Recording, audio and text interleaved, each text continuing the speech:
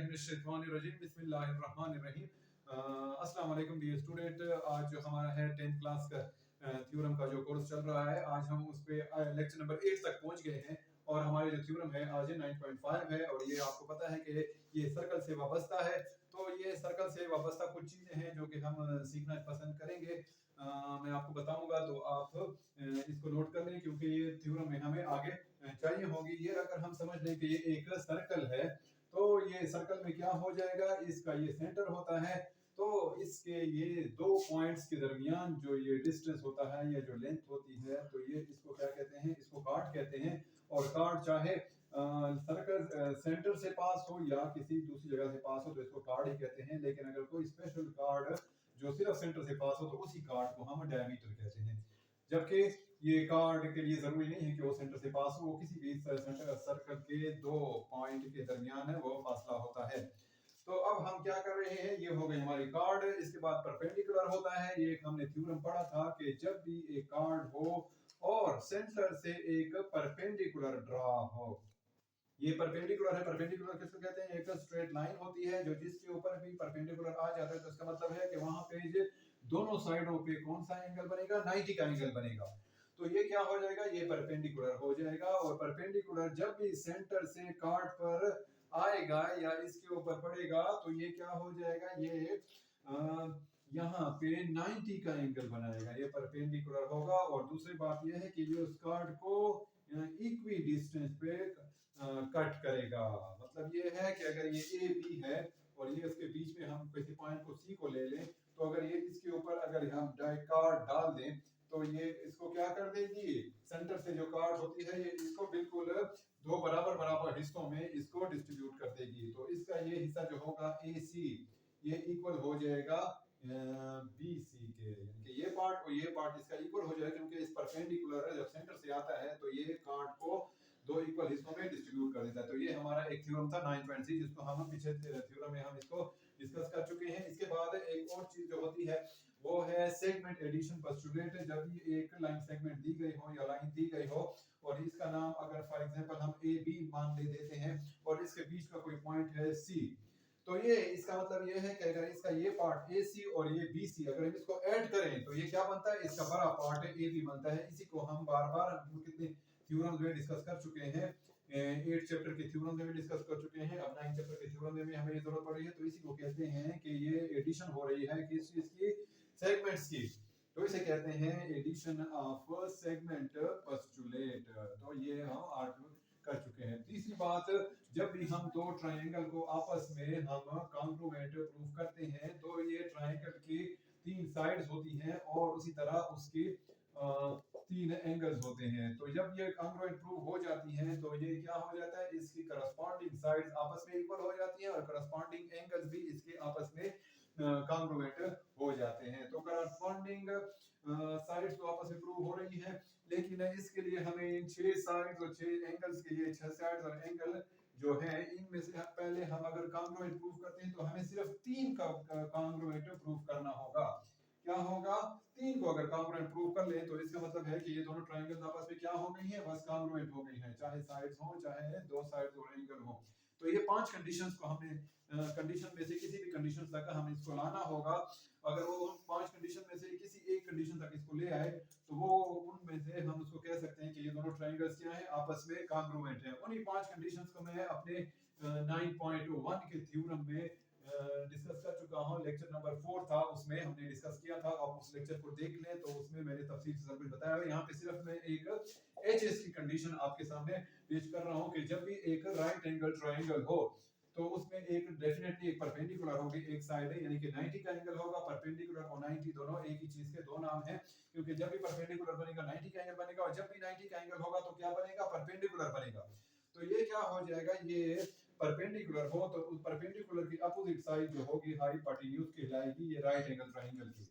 तो जब भी किसी ट्रायंगल के दो ट्रायंगल हो, दोनों राइट एंगल ट्रायंगल हो जिसमें एक एंगल 90 हो और उनकी अपोजिट साइड्स क्या हो, हाइपोटेन्यूज हो, अगर वो दोनों के हाइपोटेन्यूज आपस में इक्वल हो गए हैं और दोनों का क्या हो गया है, इसके अलावा दोनों साइड्स में से बकाया दो साइडें बची है, एक ये साइड बची है, या तो ये इसके साथ कॉन्ग्रुएंट हो या ये साइड इसके साथ कॉन्ग्रुएंट हो हाइपोटेन्यूज के साथ। तो ये क्या हो जाएंगी, एक ट्रायंगल एक हाइपोटेन्यूज, तो बकाया दो साइड में से एक साइड अगर इसकी इक्वल हो तो हम इसको क्या कहेंगे कि ये दोनों ट्रायंगल्स आपस में कॉन्ग्रुएंट है। क्यों कॉन्ग्रुएंट है? कि इसका एक हाइपोटेन्यूज h और एक साइड बकाया साइड है इक्वल है। तो ये एक पांच कंडीशन में से एक ये है कि एक ट्रायंगल का एचएस है दूसरी ट्रायंगल के एचएस के इक्वल होगा। तो ये सारी ऐसी चीजें थी जो हमें इस थ्योरम में चाहिए थी। अब हम अपने थ्योरम की तरफ चल रहे हैं। थ्योरम का स्टेटमेंट को हम डिस्कस करते हैं। थ्योरम का स्टेटमेंट हमें क्या कह रहा है? ये कह रहा है जहां पे दो कार्ड्स का जिक्र है, एक सर्कल दिया गया है, मैं पहले से मैंने फिगर ड्रॉ की हुई है। तो ये क्या हो जाएगा? ये हमारा थ्योरम है, लेक्चर नंबर 8 है, थ्योरम नंबर 9.5। तो ये कह रहा है कि दो कार्ड्स हैं, two chords of a circle. तो इससे हमें क्या पता चलता है कि है तो एक सर्कल, दो सर्कल नहीं है, एक सर्कल है और उसमें दो कार्ड्स हैं। कौन कौन सी कार्ड्स हैं? एक कार्ड्स इसको कहते हैं जो सर्कल के दो पॉइंट के बीच का जो लेंथ होती है या डिस्टेंस जो होता है उसे क्या कहते हैं? कार्ड कहते हैं। ये क्या हो जाएगा? ये ए बी एक कार्ड हो गई और सी डी क्या हो जाएगी? ये दूसरी कार्ड हो जाएगी। ये दोनों कार्ड्स हैं। तो ये सर्कल की दोनों cards which are equidistant from the center, ये दोनों सेंटर से क्या है? ये इक्विडिस्टेंट है, इनका फासला एक जैसा है। अगर हम ओ आप तो अब बहुत सारी एक लंबी लाइन है, बहुत लंबी लाइन है, इसमें अगर कोई पॉइंट ले ले ई और इस पे पॉइंट ले ले सी डी पे एफ, तो ये आप ओ का फासला हम ई से ले लेते हैं और ओ का फासला एफ से ले लेते हैं। तो ये क्या हो जाएगा? अगर ये वाकई दोनों का फासला ओ ई का फासला ओ एफ के बराबर हो, इक्विडिस्टेंट हो, एक जैसा फासला हो, तो ये मैंने क्या कहा कि दो कार्ड्स हैं ए बी, उनमें से हम कोई से पॉइंट ले रहे हैं ई और F.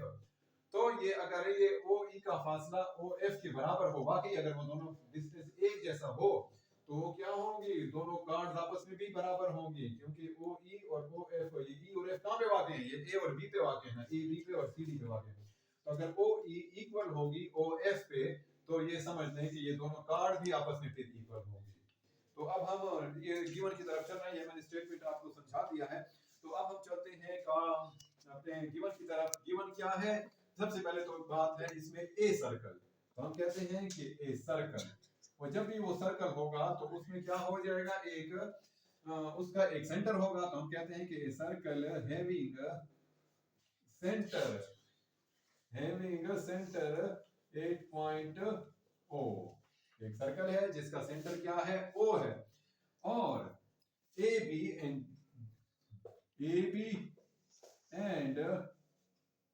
C D are two chords of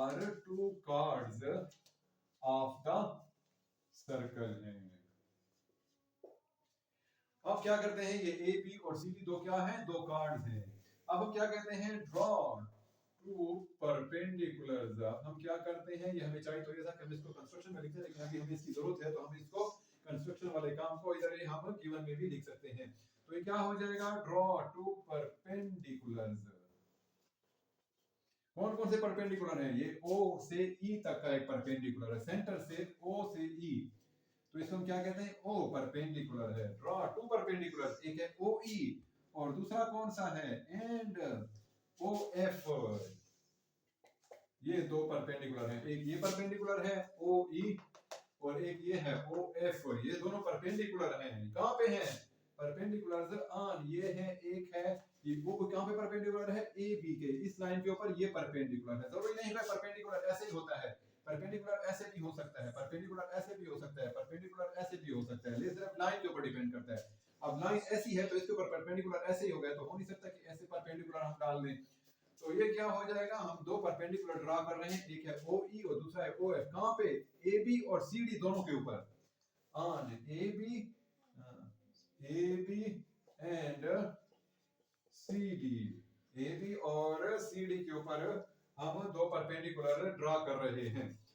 तो इसको हम इसी बात को हम कैसे लिख सकते हैं? ज्योमेट्रिकली इसको हम लिख सकते हैं कि ये ओ ई परपेंडिकुलर है, ओ ई परपेंडिकुलर है कहां पे? ए बी के। ये मैंने एक बात लिख ली। इसी तरह ये ओ एफ जो है ये भी परपेंडिकुलर है, ये परपेंडिकुलर का निशान है। तो ये क्या है? ओ एफ परपेंडिकुलर है सी डी के ऊपर। तो ये दोनों परपेंडिकुलर हो गए।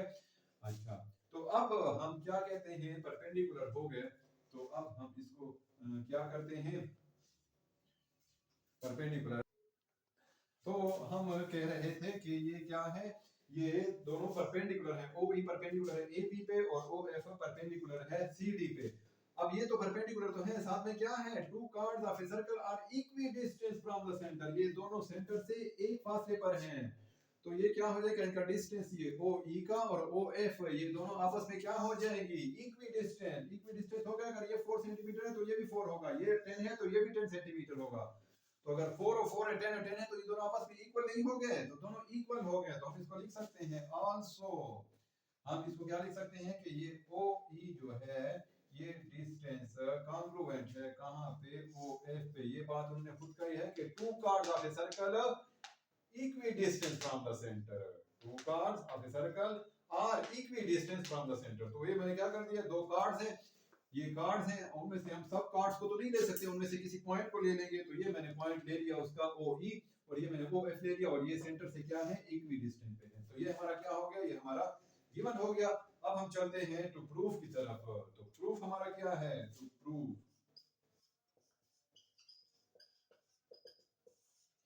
टू प्रूफ क्या है हमारा, टू प्रूफ ये है कि ये जो है हमारा ये आर कॉन्ग्रुएंट, दो कार्ड्स की बात हो रही है, two chords of a circle are congruent. बीच में अगर हम वो गिवन दिया गया है, हम सिर्फ ये पढ़ते हैं two chords of a circle are congruent, congruent होंगी। तो टू कार्ड्स क्या है, एक तो है ए बी, दूसरी क्या है सी डी, ये क्या हो जाएंगी, कॉन्ग्रुएंट हो जाएंगी। तो ये हमारा क्या हो जाएगा, ये हमारा इधर तक का थ्योरम हो गया। अब हम आगे कहां पे चलते हैं, आगे हम चल रहे हैं अपने अगले हिस्से की तरफ, जिसको हम क्या कहते हैं, कंस्ट्रक्शन कहते हैं। तो कंस्ट्रक्शन हम अभी करते हैं, हम कंस्ट्रक्शन की तरफ चल रहे हैं।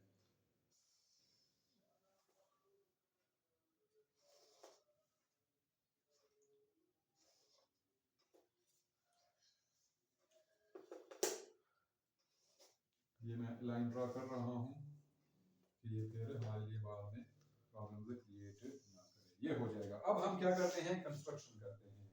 यहाँ पे हम लिखते हैं कंस्ट्रक्शन।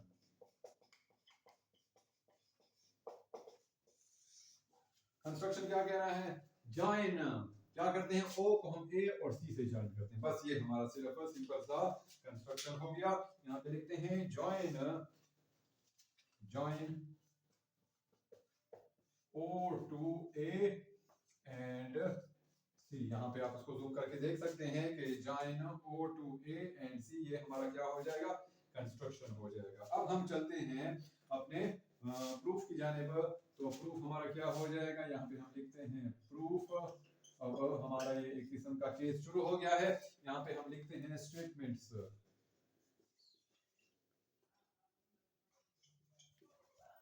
ये हमारा स्टेटमेंट हो जाएगा, और ये हमारे क्या हो जाएंगे, रीजन हो जाएंगे। तो अब सबसे पहले हम क्या कहते हैं, जैसा कि हम लिखते हैं कि एज, हम लिखते हैं कि जैसा कि ये ओ ई परपेंडिकुलर है ए बी के ऊपर, ओ ई ये क्या है, परपेंडिकुलर है ए ई के ऊपर, ए बी के ऊपर। ये कहां पे हमने दिया हुआ है, ये तो ओ ई परपेंडिकुलर है ए बी के ऊपर, ये क्या हो गया, ये तो हमारा गिवन है। अगर ये बात है कि अगर वाकई परपेंडिकुलर है, देन तो एक हमने थ्योरम पढ़ा था 9.3, जिसमें हमने क्या कहा था कि जब भी सेंटर से एक परपेंडिकुलर हो कार्ड के ऊपर, तो ये उसको बाइसेक्ट करेगा। तो अब ये कार्ड क्या है, ए बी है, इसकी पॉइंट क्या है, बीच में ई है, तो ये क्या कर देगी, ये इसी ओ ई ने इसको बाइसेक्ट कर दिया है। बाइसेक्ट का मतलब क्या होगा, ये ए ई डिस्टेंस जो है, या ए ई लेंथ जो है, ये हमारी क्या हो जाएगी, ये इक्वल हो जाएगी या कॉन्ग्रुएंट हो जाएगी ए ई, ये हमारे किस चीज के हो जाएगी, बी ई के हो जाएगी। और इसी को मैं क्या नाम देता हूँ, इक्वेशन नंबर 1 का मैं इसको नाम दे रहा हूँ। ये हमारी इक्वेशन नंबर 1 हो गई, और ये क्या हो जाएगी, ये हमारा थ्योरम नंबर 9.3 भी आप उसको कह सकते हैं, या हम अगर तफसील से लिखें, perpendicular from the centre of circle to chord always bisect it, जब भी परपेंडिकुलर होगा सेंटर सर्कल के सेंटर से कार्ड के ऊपर तो वो उसको क्या कर देगा, बाइसेक्ट कर देगा। तो अब ये ए बी थी और इस कार्ड ने ओ ई ने इसको क्या कर दिया, बाइसेक्ट कर दिया ई के ऊपर। तो अब इसका ये बाइसेक्ट हो गया तो आधा हिस्सा ऊपर ले गया, आधा हिस्सा नीचे ले गया, तो ये ए ई इक्वल हो जाएगा बी ई के ऊपर। तो ये क्या हो जाएगा, सिमिलरली हम ये काम इधर भी कर सकते हैं, सिमिलरली कि ये ओ एफ जो है ये भी तो परपेंडिकुलर है, कहां, किसके ऊपर, सी डी के ऊपर। ये क्या है, ये हमारा गिवन है, ये हम लिखा हुआ है कि ओ एफ परपेंडिकुलर है सी डी के ऊपर, ये हमारा क्या हो जाएगा, गिवन है। और ये तो हम पढ़ चुके हैं कि जब भी एक सेंटर से परपेंडिकुलर हो कार्ड के ऊपर तो वो उसको क्या कर देगा, बाइसेक्ट कर देगा। तो जब सी डी भी बाइसेक्ट हो जाएगी एफ के ऊपर तो बाइसेक्ट हो जाएगी, तो इसका ऊपर वाला पार्ट और नीचे वाला पार्ट दोनों सी एफ और डी एफ दोनों आपस में क्या हो जाएंगे, इक्वल हो जाएंगे। ये 9.3 थ्योरम है हमारा, सी एफ ये हमारा इक्वल हो जाएगा डी एफ के। तो इसको हम क्या कह सकते हैं, ये चीज आप फिर इधर लिख सकते हैं परपेंडिकुलर, बल्कि इसको अगर आप ये चीज perpendicular from the centre of the circle to the chord always bisect, ठीक है। मैं टाइम बचाने के लिए इसकी जगह पे मैं क्या लिख सकता हूं, डायरेक्ट मैं आपके लिए लिख लेता हूं थ्योरम नंबर 9.3, आप उसकी जगह पे ये लिख लें perpendicular from the centre of the circle always bisect. मैं लिख रहा हूं थ्योरम 9.3, एक टाइम बच जाएगा, दूसरा हमारी जगह भी बच जाएगी, स्पेस भी बच जाएगी। तो अगर ये क्या हो जाएगा, ये हमारा इक्वेशन नंबर 1 थी, इसकी जगह पे अब हमारे पास क्या बन गया, इक्वेशन नंबर 2 बन गई। अब हम चलते हैं जरा ये कार्ड्स की तरफ चलते हैं, इंडिविजुअल कार्ड है ये ए बी, ये एक कार्ड है, कार्ड तो है लेकिन साथ में ये अगर इसको हम समझ लें कि ये एक लाइन सेगमेंट भी है, ए बी क्या होगा, ये एक लाइन सेगमेंट भी है। तो ये लाइन सेगमेंट का ये छोटा पोर्शन और ये दो पोर्शन मिला के अगर इनको हम ऐड करें तो इससे क्या बन रहा है, ए बी बन रही है कि नहीं। ये जो हम पिछले थ्योरम में भी इसको यूज कर चुके हैं कि ये इसका ए ई पार्ट जो है इसको मैं ऐड करूं बी ई के साथ तो ये क्या बन रहा है, इससे तो ए बी बन रहा है। और ये क्या है, ये इसके हमने सेगमेंट्स को हमने ऐड कर दिया है, उसी चीज को क्या कहते हैं, addition of segment, addition of segment postulate. और इसी को मैं क्या नाम देता हूं, इक्वेशन नंबर 3 का नाम दे रहा हूं। इक्वेशन नाम दे रहे हैं तो इक्वेशन से हमारी तरह अच्छी तरह ये चीज हमें याद रहेगी या हम इसको दोहरा सकते हैं। इसी तरह अब सी डी को अगर ले जाइए, एक कार्ड तो है लेकिन साथ में अगर इसको लाइन सेगमेंट समझ लें तो ये इसका एक पार्ट है सी एफ और इसका एक पार्ट है डी एफ। तो ये सी एफ और डी एफ को अगर हम ऐड करें तब उससे क्या बनता है, एक सी डी लाइन सेगमेंट बनती है। तो इसको मैं कह सकता हूं कि इसका ये C F plus D F part, इन दोनों को अगर मैं ऐड करूं तो इससे क्या बन रहा है, सी डी बन रही है। तो ये क्या हो जाएगा, ये की एडिशन ऑफ सेगमेंट पोस्टुलेट हो जाएगा कि पार्ट्स बना के, पार्ट छोटे पार्ट्स मिलके एक बड़ा लाइन सेगमेंट बना रहे हैं, इसी को एडिशन ऑफ सेगमेंट पोस्टुलेट कहते हैं कि सेगमेंट्स आपस में ऐड हो रहे हैं और एक लाइन सेगमेंट बन रही है बड़ी। इसी को मैं इक्वेशन नंबर 4 का नाम देता हूं। अब जब मैंने ये कंस्ट्रक्शन की थी कि ओ को मैंने ए से मिलाया था, ओ को मैंने सी से मिलाया था, तो ये क्या हो गई, ये तो दो ट्रायंगल्स नहीं बन गई, ये एक हो गई ओ ई ए और ओ एफ सी। तो इसको मैं क्या करता हूं, अब इनका कंपैरिजन करता हूं, ट्रायंगल ओ ई ए, इनका कंपैरिजन हो रहा है ट्रायंगल ओ एफ सी का। तो ये परपेंडिकुलर है, ओ ई परपेंडिकुलर है ए बी के ऊपर, तो परपेंडिकुलर हो गई तो ये तो परपेंडिकुलर 90 का एंगल नहीं बनाएगा। इस तरह ये भी परपेंडिकुलर है यहाँ पे, तो ये भी क्या बनाएगी, 90 का एंगल बना लेगी। तो अब हम देखते हैं कि 90 का अपोजिट जो होता है ये इसका क्या हो जाएगा, ये इसका हाइपोटेन्यूज है। इस तरह ये भी 90 का एंगल है ओ एफ, ये एफ के सामने जो है ये ओ सी, ये भी तो क्या है, दोनों क्या है, हाइपोटेन्यूज है। लेकिन ये दोनों इसके अलावा दोनों रेडियस भी तो हैं, ओ से सेंटर तक का फासला क्या होता है, रेडियस। और एक सर्कल में जितने भी रेडियस होते हैं वो सारे उनका डिस्टेंस या लेंथ उनकी एक जितनी होती है। तो ये ओ ए और ये ओ सी दो अलग अलग ट्रायंगल में हैं, लेकिन ये दोनों रेडियाई भी हैं इसी सर्कल के, तो ये दोनों आपस में क्या हो जाएंगे, इक्वल हो जाएंगे। तो मैं कहता हूं कि ये ओ ई ये कॉन्ग्रुएंट होगा ओ सी के। वजह क्या है, रेडियाई ऑफ सेम सर्कल। ये इस लाइन को मैं थोड़ा सा इसको कर रहा हूँ, बढ़ा रहा हूँ।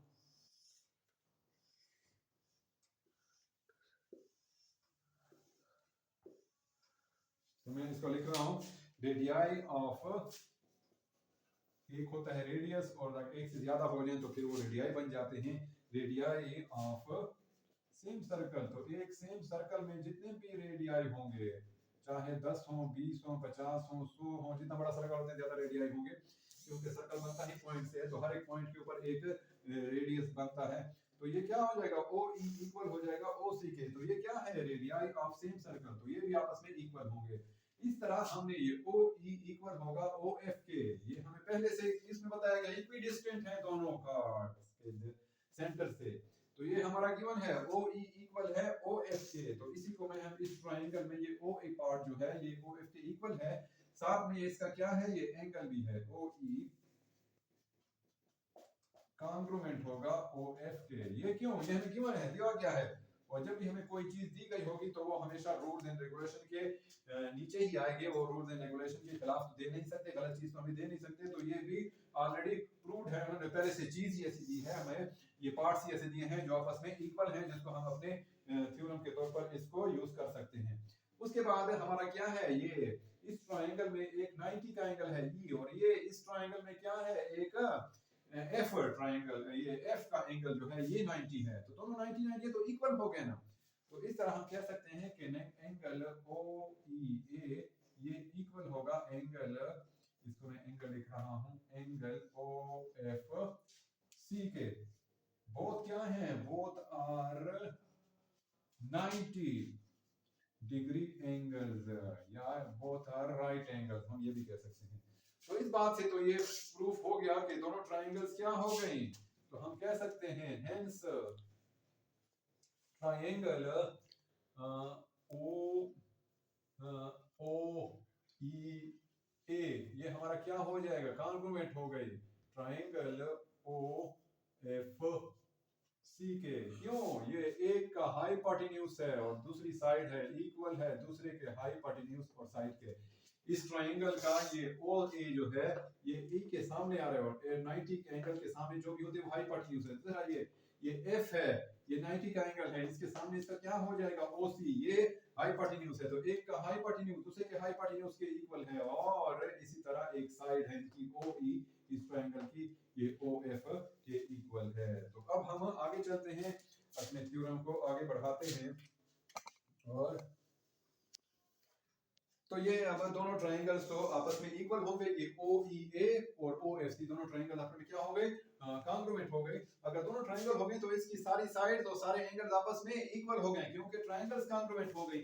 तो इस तरह इसी ट्रायंगल का ये ए ई साइड जो है इसके करस्पॉन्डिंग सी एफ साइड के इक्वल होगा, क्योंकि ट्रायंगल भी आपस में कॉन्ग्रुएंट हैं। इसका मतलब तो हम ये कह सकते हैं कि ये ओ ए ई जो है ए ई साइड जो है ये कॉन्ग्रुएंट हो गई दूसरी ट्रायंगल के सी एफ साइड के। ये क्या हो जाएंगे, corresponding sides of congruent triangles. तो इसको मैं क्या नाम देता हूं, इसको मैं इक्वेशन नंबर 5 का नाम दे रहा हूं, या बस कैसी में अब काम करते हैं, ये ए ई इक्वल हो जाएगी सी एफ के। तो अगर हम ये इसको इक्वेशन मान लें और इसको हम दोनों इक्वेशंस के